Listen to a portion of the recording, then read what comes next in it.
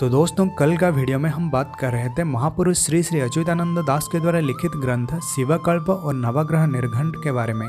कुछ पंक्ति बच गया था, आज भी हम उसी पर प्रकाश डालते हैं। तो दोस्तों, आप सभी को रहस्यमय उड़ीसा यूट्यूब चैनल पर स्वागत करते हैं। कल का वीडियो में हम मर्यादा पुरुषोत्तम भगवान श्री रामचंद्र के बारे में बात कर रहे थे।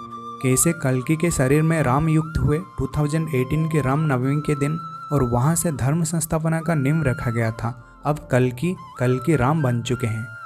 महापुरुष श्री अच्युत कहते हैं 28 ठारू 29 जाए देव ध्वजा पड़ी थिव पूर्व उत्तर रे हिंगुला मातिवे दक्षिण रे खेल हेब। 28 और 29 अर्थात 28 एंड 29। ये 28 और 29 का क्या रहस्य है, इसके बारे में हम जानते हैं। देखिए, मालिका में ऐसे बहुत सारे डिजिट्स है जिसे समझना इतना आसान नहीं, इसलिए हम मल्टीपल कंसेप्ट को लेकर चलेंगे। हमने आपको पहले भी कहा था कि आप धैर्य के साथ वेट कीजिए, सही वक्त आने पर हर डिजिट का सही मतलब हम आपको बताएंगे। सत्य का प्रकाश कभी भी सडनली नहीं होता, ये धीरे धीरे करके होता है और ये प्रकृति से जुड़ा हुआ है। जैसे कि सूरज का उगना धीरे धीरे करके होता है, दिन का होना या फिर रात का होना ये एक सिस्टमेटिक ऑर्डर को फॉलो करते हैं। प्रकृति से जुड़ा हुआ हर एक चीज़ एक निर्दिष्ट समय सीमा को अनुसरण करता है और इसी तरह सत्य भी प्रकृति से जुड़ा हुआ है। इसीलिए तो सत्य हमेशा धीरे धीरे करके बाहर निकलता है। अब हम 28 एंड 29 डिजिट को समझने की प्रयास करते हैं। पहला चीज़, हम इसे 2028 और 2029 मसीहा मानकर चल सकते हैं। जो दूसरी बात है, अनंत माधव का 28 एंड 29 अंक जो कि 2035 एंड 2036 को इंडिकेट करता है। इसी तरह तीसरी बात, दुर्गा माधव का अंक 28 यानी 2023 एंड 29 यानी 2024। अगर हम उड़ीसा की बात करें, अभी उड़ीसा में 1429 उत्कलीय सन चल रहा है।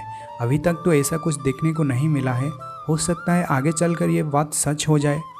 यहाँ जिस देवध्वजा के बारे में कहा गया है 28 एंड 29 में, वो पहले भी देखने को मिला था कई साल पहले, और वो आगे भी देखने को मिल सकता है, क्योंकि ये देवध्वजा आकाश में तब दिखने को मिलता है जब इसी पूरे ब्रह्मांड में कुछ बहुत बड़ा परिवर्तन होने जाता है।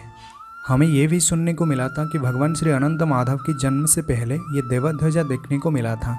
इसके दूसरे पंक्ति में महापुरुष लिखते हैं, पूर्व उत्तर रे हिंगुला मातिवे दक्षिण रे खेल हेब। यहाँ हिंगुला कहने का तात्पर्य माता योगमाया, माता महामाया, महाशक्ति का एक स्वरूप है अग्नि। माता हिंगुला अर्थात माता अग्नि स्वरूपा, जो अग्नि के समान प्रचंड है, जिनका क्रोध कुछ ऐसा है एक ही पल में पूरा संसार को विनाश कर सकता है। महापुरुष यहाँ कहते हैं पूर्व और उत्तर दिशा में अग्नि का महातांडव दिखने को मिलेगा, और महापुरुष ये भी कहते हैं कि दक्षिण दिशा में इसी समय खंड प्रलय दिखने को मिलेगा। इसके दूसरे पंक्ति में फिर महापुरुष कहते हैं, सेजे अनाहत शबद होइब अणचाष प्रकाशिव कृषि कारी कृषि कीट जीवे वृक्षे तही मृग तृष्णा हेब। ये कहने का तात्पर्य भगवान श्री अनंत देव की आदेश को मानकर पवन देव अपनी प्रचंड और रुद्र रूप को धारण करेंगे और समग्र विश्व में तांडव मचाएंगे। जब से मनुष्य अपनी सीमा को उल्लंघन करके प्रकृति के साथ छेड़छाड़ करने की प्रयास किया है, तब से इसी पृथ्वी पृष्ठ में, इसी धरा पृष्ठ में कई तरह की प्राकृतिक विपर्जय देखने को मिल रहा है, और ये चीज़ आगे चलकर और भी ज़्यादा देखने को मिलेगा।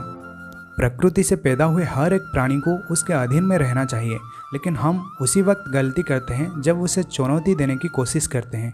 महापुरुष श्री अच्युतानंद जी के हिसाब से आने वाले 2-3 सालों में सबसे ज़्यादा अफेक्टेड होंगे किसान लोग, क्योंकि सही ढंग से बारिश ना होने के कारण सही ढंग से शस्य का उत्पादन भी नहीं होगा।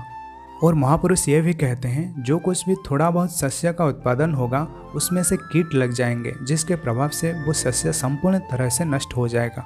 कलयुग में भगवान श्री कल्कि देव का लीला बड़ा अद्भुत है। भगवान कहते हैं, कहीं जल रूपे मुहि जगत नाशिवी, कहीं पवन रूपरे दुष्ट विनाशिवी, कहीं अनल रूपरे सकल ग्रासीवी, कहीं मौन व्रत मु धारण करीवी।